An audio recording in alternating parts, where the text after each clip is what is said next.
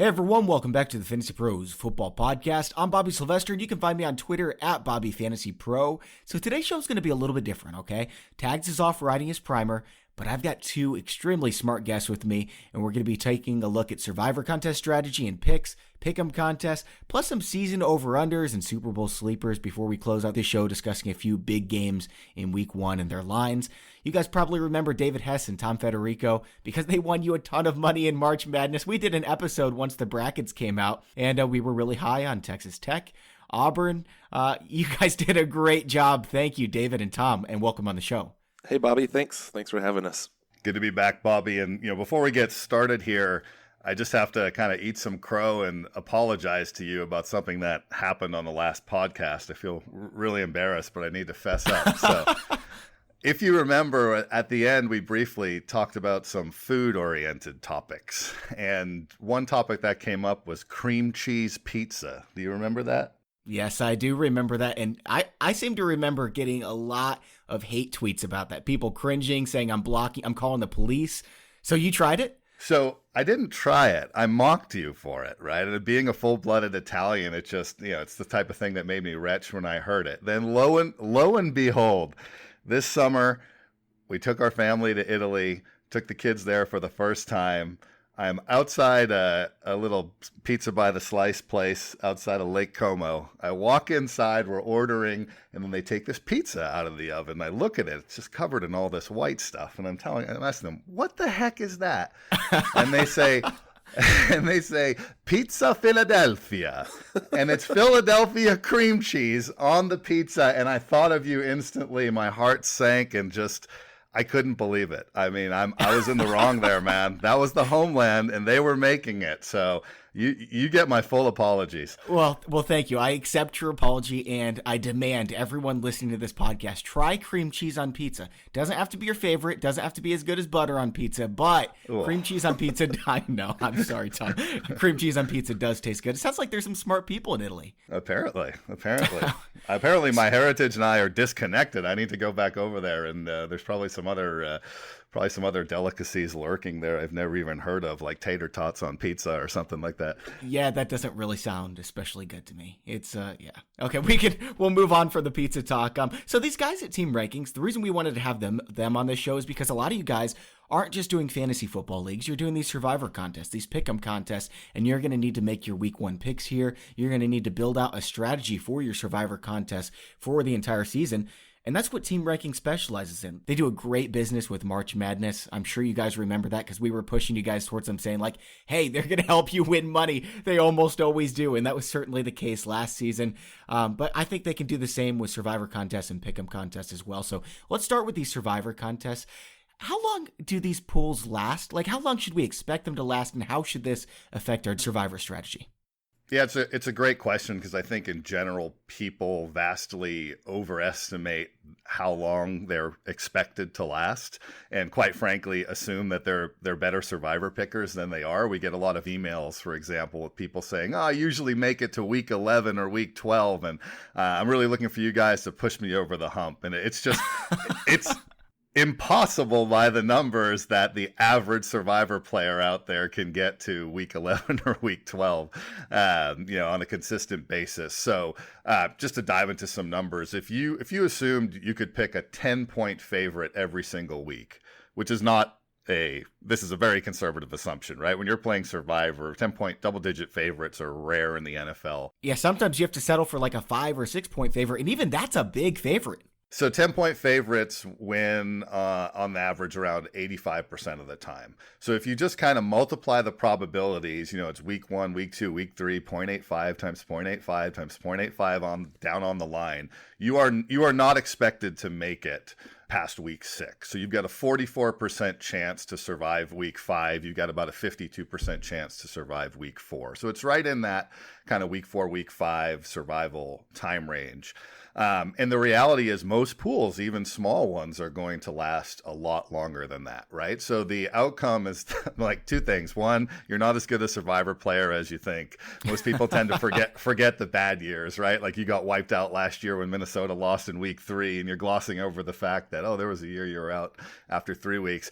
But really, the point is, if you make it to week 4 or week 5, that's kind of, you're doing like pretty much average, right? And that's just kind of typically picking the most safe team every week, which of course, as we know, is not always the best call. So how does this change in like smaller contests and bigger contests? I'm assuming these bigger contests will sometimes last until week 10 and 11. So does that change who you want to pick in the first couple weeks? Yeah. So in terms of kind of the longer term expectations, I'll give a shout out to a site called Survivor Grid, which is one of our partners, where they have data on, just survival rates over the past 9 years. And so if you go through and look at basically the average survival rate each year to the end of a survivor contest. So what percentage of entries make it all the way through week 17 alive?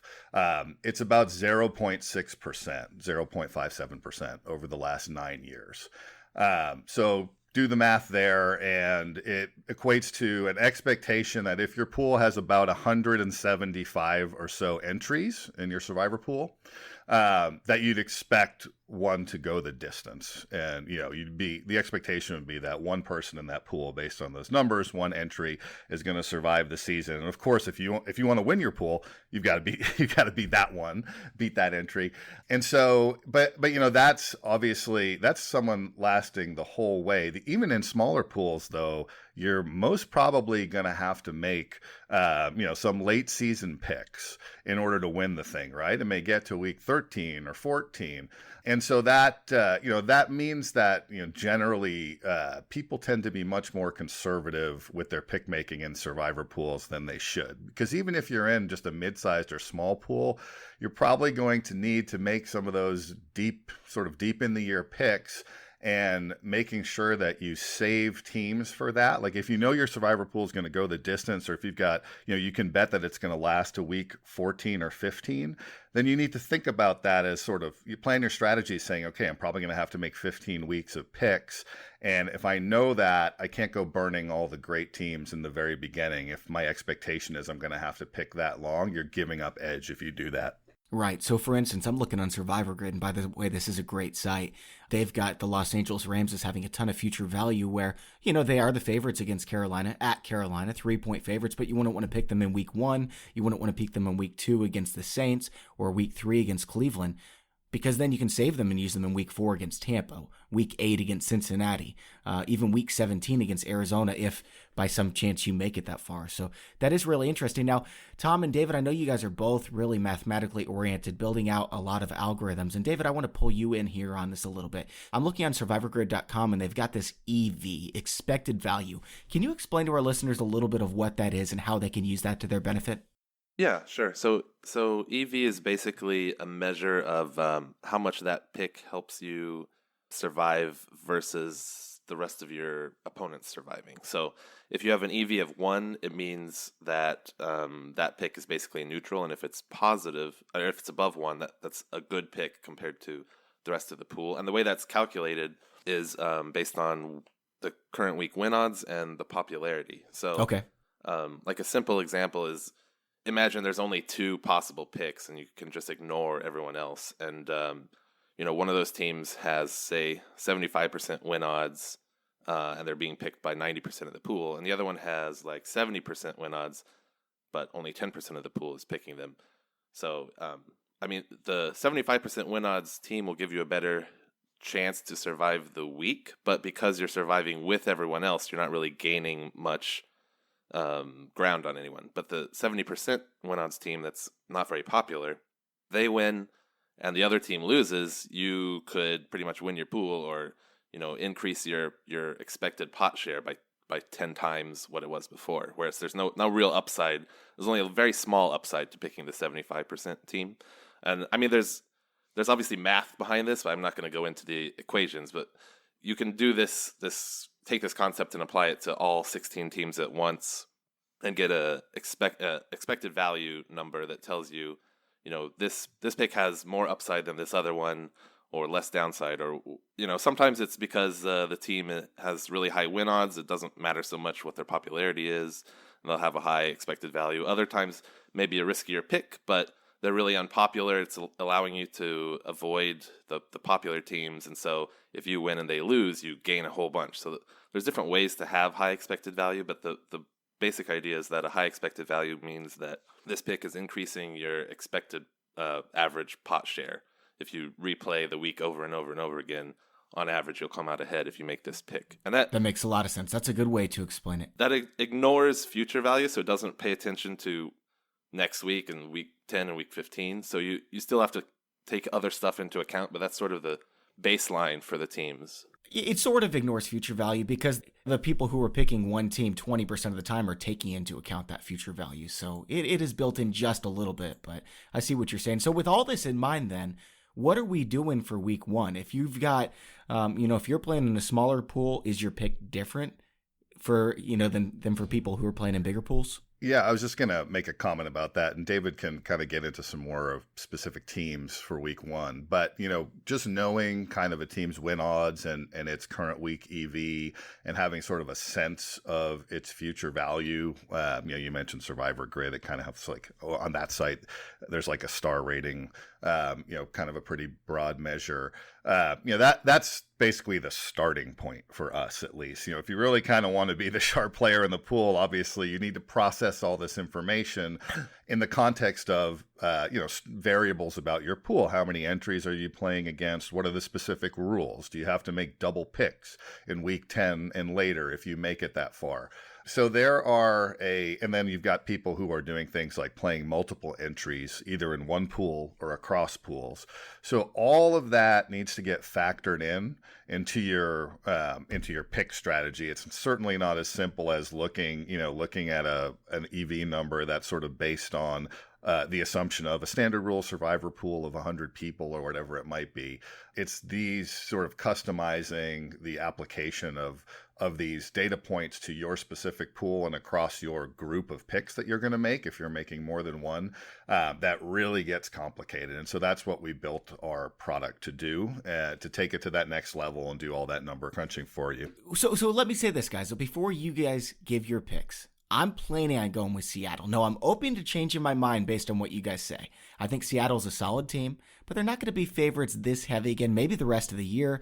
They're at home, 10-point favorites against Cincinnati, who's missing, they already had a bad offensive line, but now their offensive line is really bad because they had 2 guys retire. One is out for the season. Is Seattle a good pick in week 1, or would you advise me to go a different way? They are a good pick. Yeah. It depends a little bit on your pool size. They're a better pick in small pools than in big pools, just because assuming they're going to be popular. Yeah, so they're the most popular team this week, according to the national public pick data that we pull from a few different sites.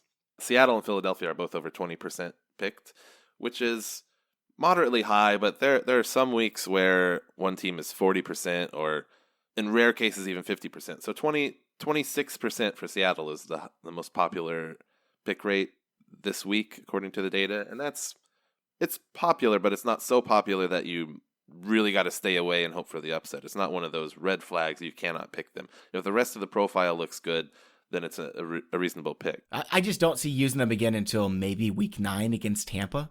Yeah, I mean, looking ahead at their schedule, week 9, I think this is going to be higher win odds than week 9 most likely. I think Cincinnati, if I'm not incorrect here, I think Cincinnati's our worse team than Tampa Bay. But the other option here is maybe week 16 versus Arizona, but that's pretty far in the future. And also week 16 and week 17, generally we discount those weeks a little bit when calculating future value, because those are the weeks when contenders end up, sitting players sometimes or testing out young players, and it's just a little bit more variance in the win odds projections for those weeks. So it's tough to say that week 16 rolls around and they'll still have as much value as we think.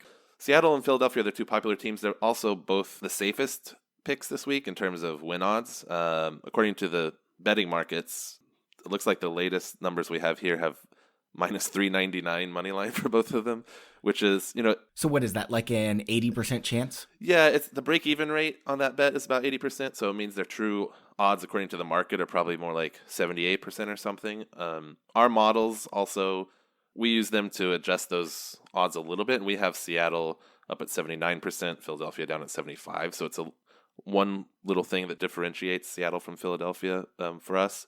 But then, the main thing here is future value. So Philadelphia is a better team than Seattle, and they have an easier schedule. So there's going to be, one, two, it looks like we have 4 future weeks where they have at least 73% win odds, and we have 1 future week for Seattle, that week 16, where they have win odds that high. So that's the main differentiator there. So Seattle in smaller pools is a good pick. What about those bigger pools? Who are you guys leaning toward? One of the dynamics that I don't know if people think about much is that in smaller pools, your own pick makes a bigger percent of the of the pool, and so it's a little bit tougher to mathematically. It's tougher to get a super undervalued team because you're actually putting your finger on the pick percentage a little bit. So in bigger pools, pick percentage is a little bit more important than in smaller pools, just according to the math. And in this case, even in large pools, Seattle's still a reasonable pick. It's not like they're a bad pick.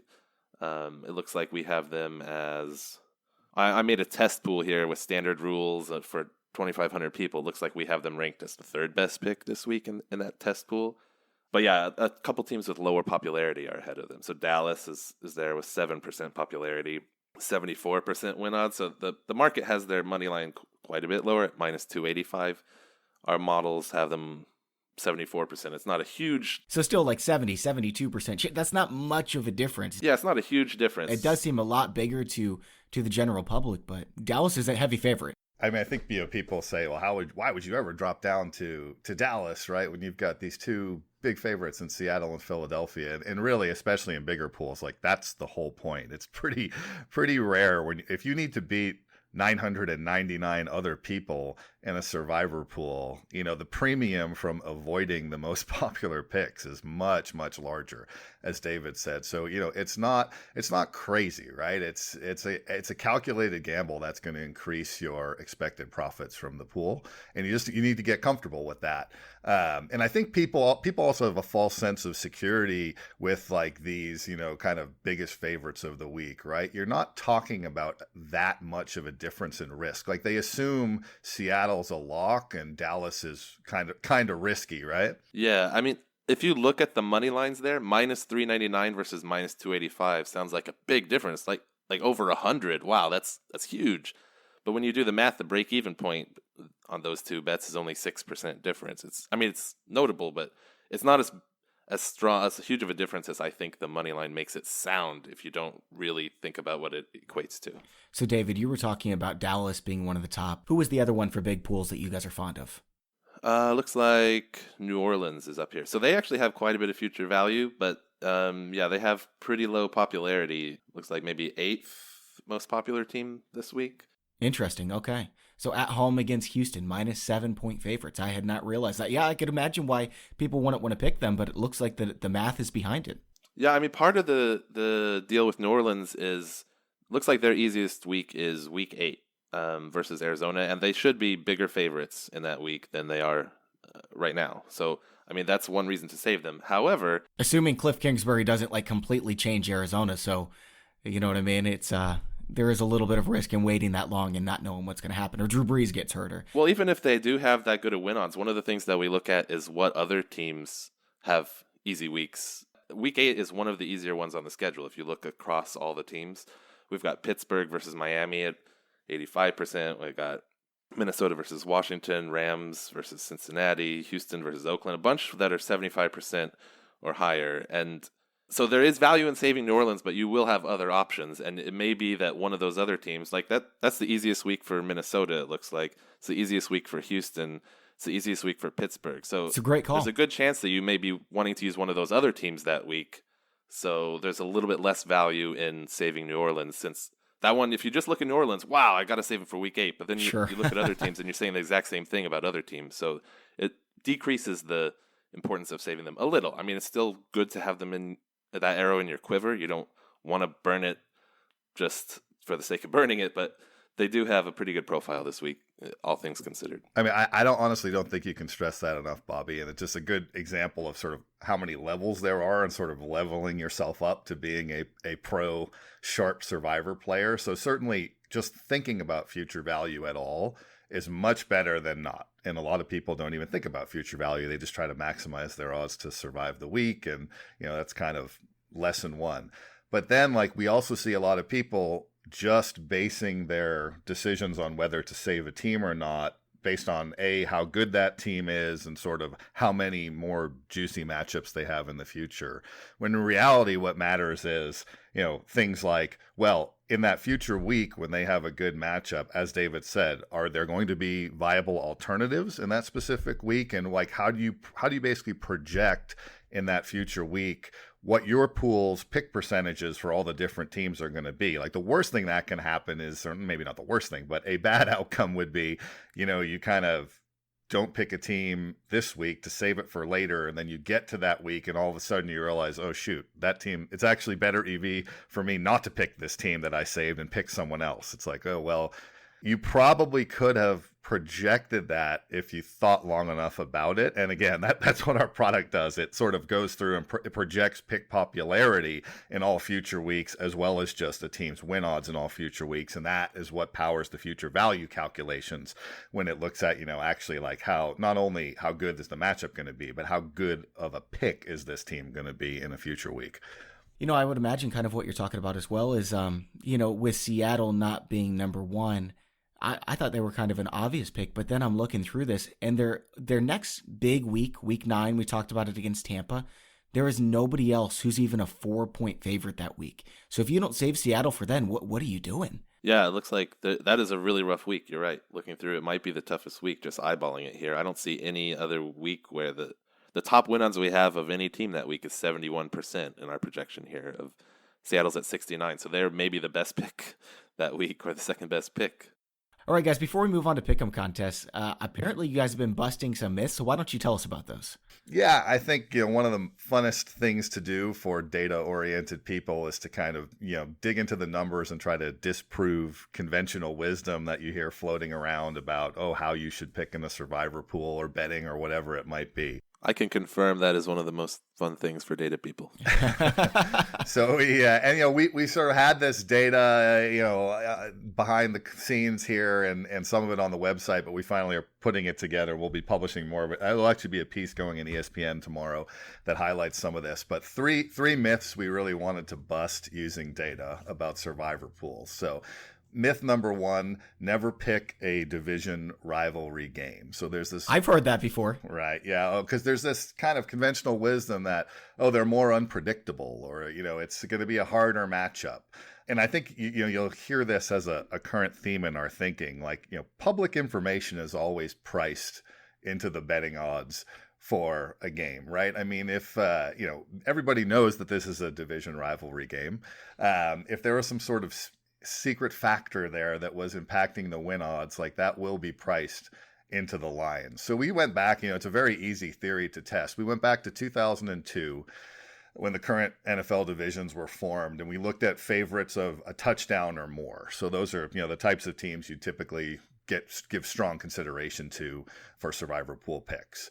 And so those teams in those, division games with, as favorites of 7 or more, as a sample size of 529 games, they've won 81% of the time in the division matchups. So then we went and looked at the non-division matchups. Any guess on that win rate? Same, 81%? 79%. Okay, wow. So as it turns out, for teams that are typically good survivor pick considerations, they've actually won in division games at a higher rate than in non-division games. So I don't think you can really get clearer than that. And it's a myth you really need to pay attention to, because then we went and looked at, looking at games in survivor pools. We went to last year and we said, okay, let's look at the average pick popularity in survivor pools for division games and non-division games. And we looked at the games with the 40 biggest point spreads of 2018. And as it turned out, the pick popularity for those favorites in a division game was 14%. And in a non-division game, it was 23%. So it does seem like this myth could be very well impacting the public's pick percentages of teams, right? It may be causing a significant amount of people to stay away from division games. And if you know this fact that there's really no impact in terms of a team actually losing more often, then that's a big advantage that you can have in terms of getting extra edge if you don't let it impact your decision making. So that was myth number one. You ready for myth number two? Never pick a road team. So I don't think anyone disputes that home field advantage in the NFL isn't a thing. I mean, it certainly is a thing. But again, those pieces of public data, it's no secret where the games are being played, and they're priced into the line. So, it's true certainly that most home teams, more of them are going to be favorites than road teams because of home field advantage. But when you actually look at the data, going off of, using betting lines to estimate win odds, it makes no sense to give up picking a road team at a certain, kind of level of safety to pick a home, based on betting lines, to pick a home team that might be a little less safe according to betting lines. So the data we pulled, we looked at 7-point road favorites and 6-point home favorites. And as you'd expect, based on larger sample sizes of data with the betting lines, 7-point road favorites have won more often. It was about 70.5%. Compared to 65.5% for the 6-point home favorite. So I wonder if it's because the general public is driving those lines down a little bit. Yeah, I mean, it could be a lot of different reasons. I think, sharp versus public money, likely impacts different games differently. And it's really hard I don't want to generalize around what the cause would be. I think people tend to oversimplify some things, I think, with how lines move, but just looking straight at the results, right? It's just you're giving up edge if you decide to pick a 6-point home favorite over a 7-point road favorite. So was there a third myth, or was it just the two? Yeah, the last one is just don't think too far ahead. I think we've covered that one in detail. The main thing, we talked about how long survivor pools are expected to last, which, I think is longer than most people would think. But the last point to make there is, I think there is this sense among survivor pool players that the deep future of the NFL is highly unpredictable. Can something happen? Can Drew Brees get injured? Sure. Can teams sort of mysteriously implode? Can someone like, can a Patrick Mahomes show up this year and do far better than people expected he would in the preseason? Sure, of course that can happen. But when you look out, like we took a look at week 10 to week 17 games last year, there were 48 games where the point spread was 7 points or greater. And in those games, 80% of the favorites were teams that were projected to have a winning record in the preseason. And just as importantly, 80% of the underdogs were teams that were projected to have losing records.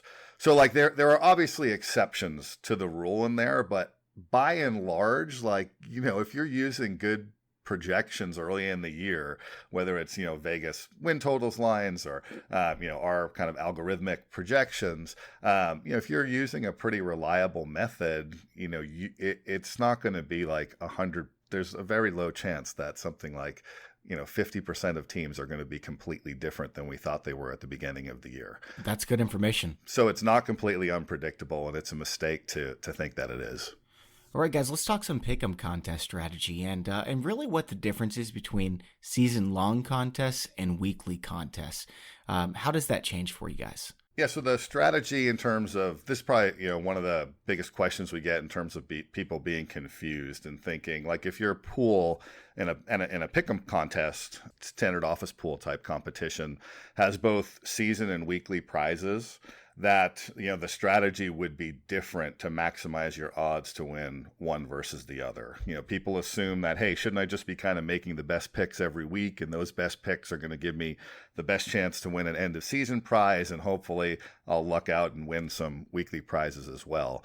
And the answer is almost always no, that's not the case. So you want to figure out what your league settings have, if you can win more money on the weekly prizes or the season prizes, and what people are going for?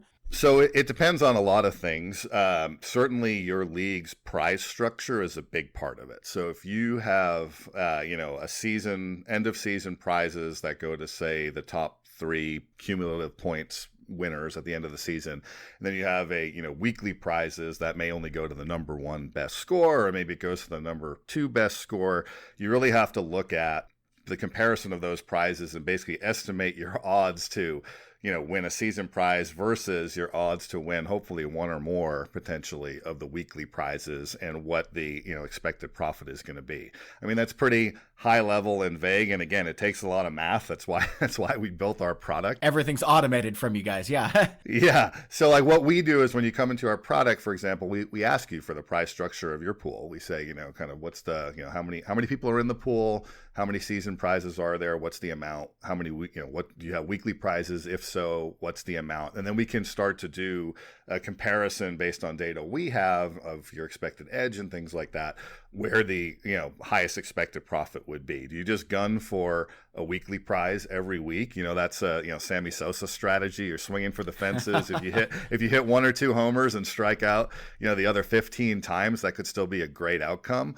Or do you want to, play the long game and go for one of these season prizes? And of course, there's even, there's strategies in the middle where you could start out going for the season prize, and if at a certain point in the pool you realize, hey, I actually don't have a great shot at finishing in the money, switch your strategy and then just kind of swing for the fences with the weekly prizes. And the strategy itself, just to summarize that quickly, is effectively, if you have fewer games to pick, if you're picking just 16 games instead of several hundred games, I mean, if you think of a one NFL week, if you're going for a weekly prize, it's like a 1 week pool. And it only has, 13 or 16 games to pick. When there are much fewer games to pick, basically randomness and luck can have a much greater impact on the outcome.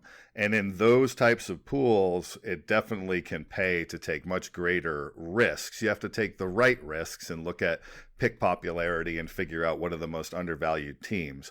But in general, if you pick all the favorites and your goal is to win a weekly prize, everybody else, most people are likely picking all or mostly favorites too. Even if the favorites do well, you're still going to have to beat this huge group of people in order to win the weekly prize. The better strategy almost always is to differentiate your entry more against your opponents. Be more aggressive about picking undervalued upset picks, and then hope that it's more of a crazy week where more, either a bunch of the most popular favorites lose and one or two of your upset picks wins, or lots of upset picks win. And that'll typically, then you'll get the highest. You still might not get a great score, but your score will be likely higher than all the other masses, and you'll have much smaller amount of people that you're competing with for the top score in that case. That makes a lot of sense. So if you're going for the week 1 prize, and you're looking for this, contrarian pick that nobody else is picking that could set you apart, do you guys have a team like that you'd be targeting in these pick'em contests? Yeah, I think there are two big examples this week, and the one I love is Kansas City Jacksonville, and I'm totally intrigued by this game. So the Chiefs are being picked by 94%. Oh man, that's a ton. Pick'em players nationwide. Okay, so yeah, to put that kind of on par with other teams, Philadelphia is at 96%, Seattle's at 97%. Okay. And they're going up against two of the worst teams in the NFL. And Jacksonville's at home, and they almost made it to the Super Bowl, 20 months ago. Seattle's a 10-point favorite, Philadelphia is a 9.5-point favorite, and Kansas City 3.5. That's a huge difference. So you are basically, when you pick Kansas City, I think about it as the price of a team, right? It's like you're paying for a 10-point favorite, but you're only getting a 3.5-point favorite, right? It's a terrible deal. Absolutely terrible deal. So do you pick against Kansas City in season-long pools? Like, almost certainly not, right? It's week 1. You've got hundreds of picks in front of you. Usually the kiss of death in a season-long pool is getting too aggressive in the early going, picking a bunch of upsets that don't come through and then shooting yourself in the foot as a result. You can never kind of make up that difference. And is Kansas City probably going to win the game? Yeah, they have about a 60, just under a 65% chance to win the game as a 3.5-point favorite. But that said, you're getting me excited as a Jacksonville fan. Now, man, I hope we pull this one off. I'm just saying, a 1-week pool, right? I mean, I think most people would be very surprised. You got Mahomes mania, obviously ton of Chiefs hype up there for what's going to happen this year. They've got Mahomes still. They got a new defensive coordinator hoping to kind of make things better. And then, people are kind of not realizing that, like you said, this game is at home. for Jacksonville. They are expected to rebound pretty significantly after last year's free fall. If you look at both, the Vegas win total line and our projections, and they arguably took a big problem of their team last year, replaced him with a much better quarterback this year. Actually, the funny thing is last year, we were looking at the stats for the Kansas City Jacksonville game, and Jacksonville basically did a really good job at shutting down Mahomes. Mahomes didn't have any touchdowns. He threw 2 interceptions. Only game that entire season where Mahomes was held without a touchdown pass, and Jacksonville held him to his lowest passer rating of the entire season. Unfortunately, what happened was Gabbert threw 4 interceptions, and now, not that Foles can't throw 4 interceptions, of course, but the point being is it's a different team than last year. And I think, people would not assume that this spread was only minus 3.5, but it is. They have a great chance to win the game, and Kansas City is almost universally picked. So if you're in a 1-week pool, that's a great opportunity. And Carolina is also another one that kind of falls into that category as well. All right, so here's what I want to do for the rest of the show. We're going to start out with AFC playoff teams, and then we're going to go NFC playoff teams. And I just want to talk about, which teams are the most likely to fall off. You guys also project that. Now, this isn't as actionable. I guess you can go out there and you can make bets on whether a team's going to win the playoffs or win a division, but just as a fun exercise. Last year, we were looking at the Los Angeles Chargers, Baltimore Ravens, Indianapolis Colts, Houston Texans, and then the 1 and 2 seeds, obviously the Chiefs and Patriots. I don't think they fall in this bucket, but which of these teams is least likely to make the playoffs in your estimation? So it looks like the lowest would be the Colts at 28%. I think that's probably not super surprising since the luck factor. Luck is gone. They were I think they may have been our favorite to win that division before the Luck injury, but that obviously has a huge impact on their projections. I mean, they still have the best chance, I think, of any last place team to make it. Yeah, because Oakland, Cincinnati, and Miami have no chance at all. Yeah, right. And Indianapolis, I mean, and the AFC South's really tight knit. No one's going to run away with this division. It could happen, but there's no team that stands out above the rest. Yeah, exactly. We have every team in that division projected between 7.4 and 8.4 wins. So I mean, wow, they're all right there. I mean, it won't finish like that. Someone's going to win a couple coin flips and end up at 10 or 11 wins probably, and someone's going to lose a couple and end up down at 5, and we'll just be off on one of them. But right now, it's pretty tough to call that one. They don't have an elite team like the other 3 divisions, and they don't have any total terrible stinkers either. So the Patriots are obviously the number 1 pick to make it to the Super Bowl. Are the Chiefs number 2, or does a team like maybe Pittsburgh or the Chargers, compete with them? Yeah, we have Kansas City as the second most likely team to make the Super Bowl and team to win the Super Bowl in the AFC and actually in all of the NFL. They're number 1. Kansas City's number 1 in our preseason ratings. We actually have them as very slightly number 1 over New England. I think it's by 0.2 ratings points, which is almost meaningless, but it is a slight difference. So we have Kansas City number 1. I guess the difference would be that New England's playing against the Jets, Buffalo, and Miami. Yeah, exactly. New England has a much, much easier schedule than Kansas City, and their schedule is super nice in terms of tiebreakers, too. They're hosting Kansas City. I think they're hosting Pittsburgh, hosting Cleveland.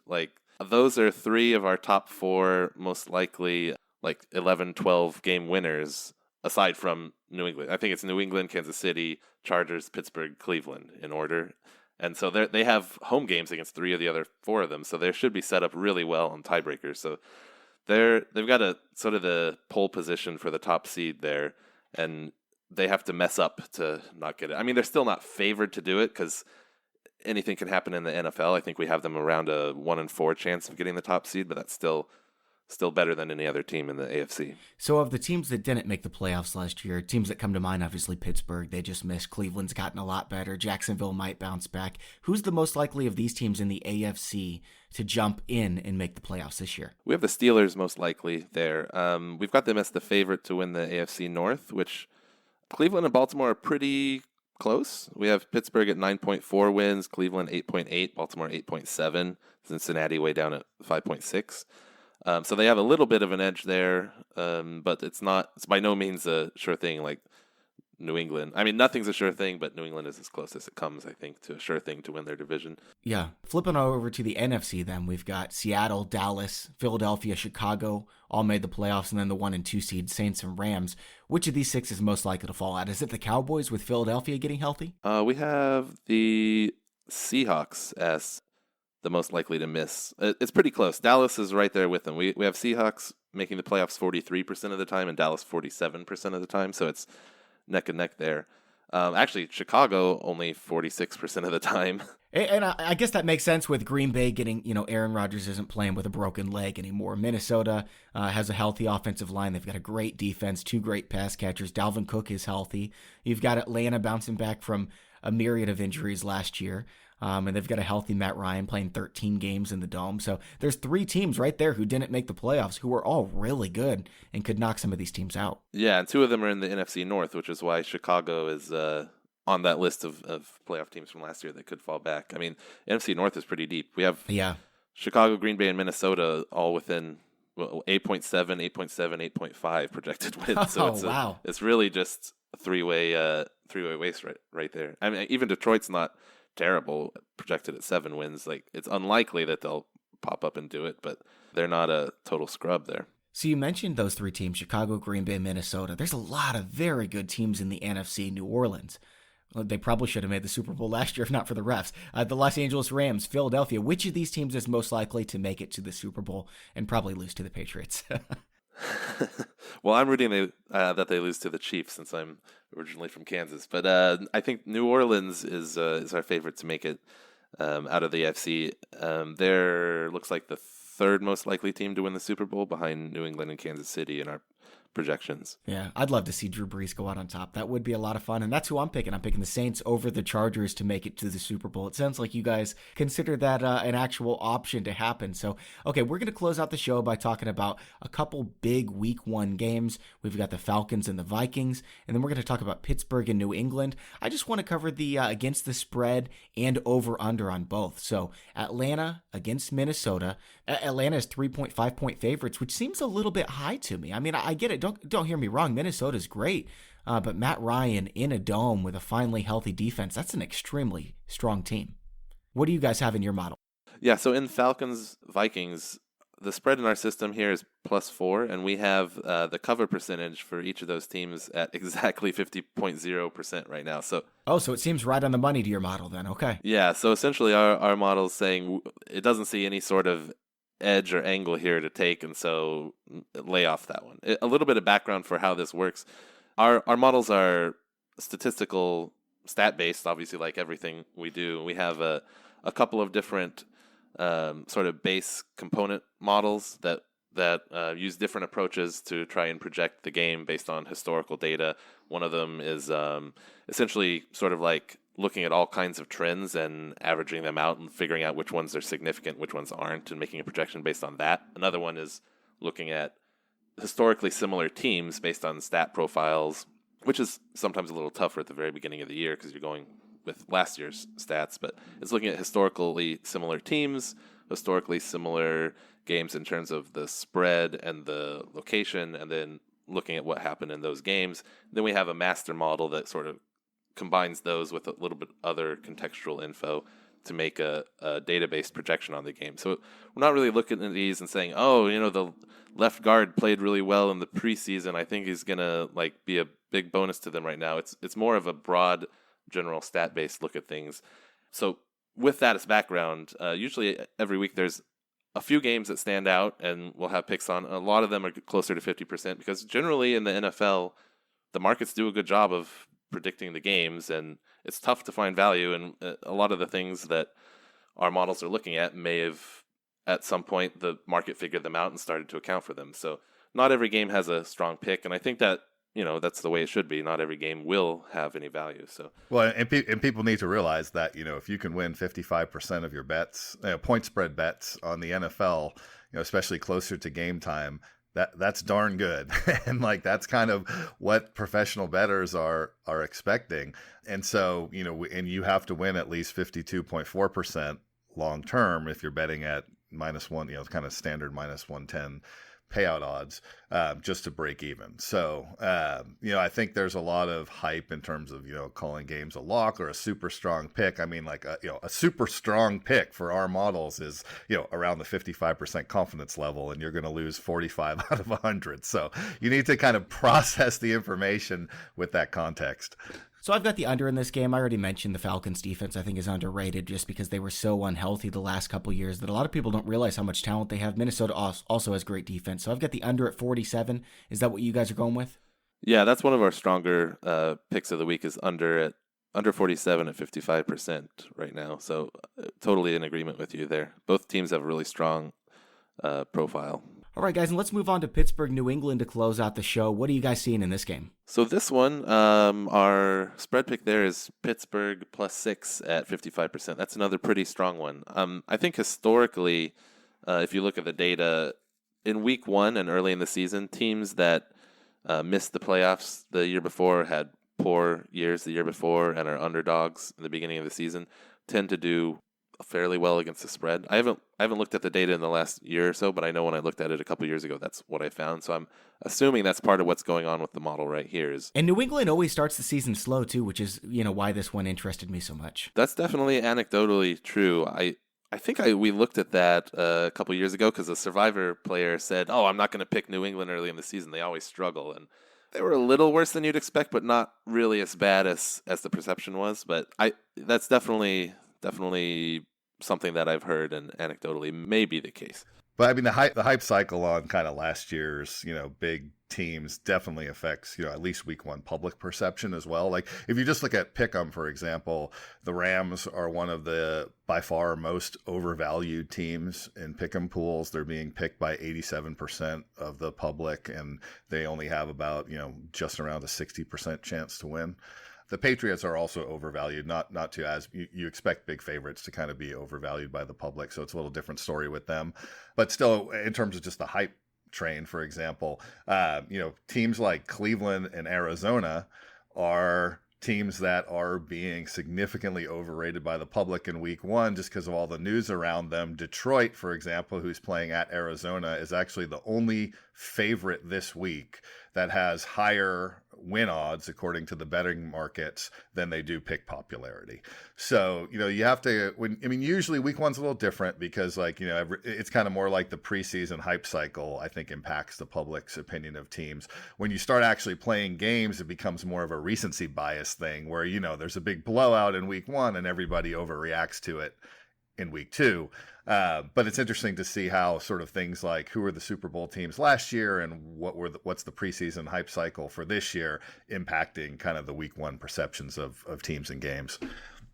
Yeah, just to wrap up that New England-Pittsburgh game, our over-under pick there is over 51 at 52%. So it's just shy of a playable pick. We would not play it at that line, but if you have to pick either side, we would be going the over on that one. That sounds good. That's where I was going too, so I'm glad to hear it. Guys, as always, it's a pleasure talking to you. Can you tell our listeners where they can find your content? Do you guys have any deals going on right now for them? Sure. Yeah, we can. We set up a special page for Fantasy Pros listeners. It's just teamrankings.com/fantasypros.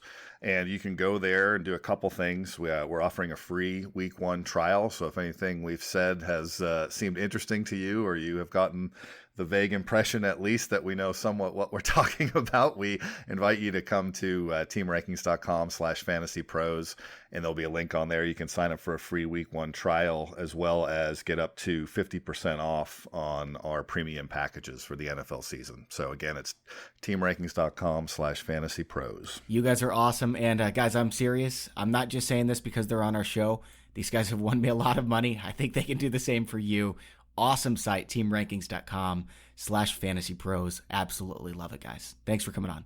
All right. Just remember, everybody, you want to play in the markets that are the least efficient, and playing against your friends and coworkers and pick'em pools and survivors is a lot more inefficient of a market than trying to bet against a sports book. So get in as many pools as you can. There you go. All right, guys, for Tom Federico and David Hess, I'm Bobby Sylvester.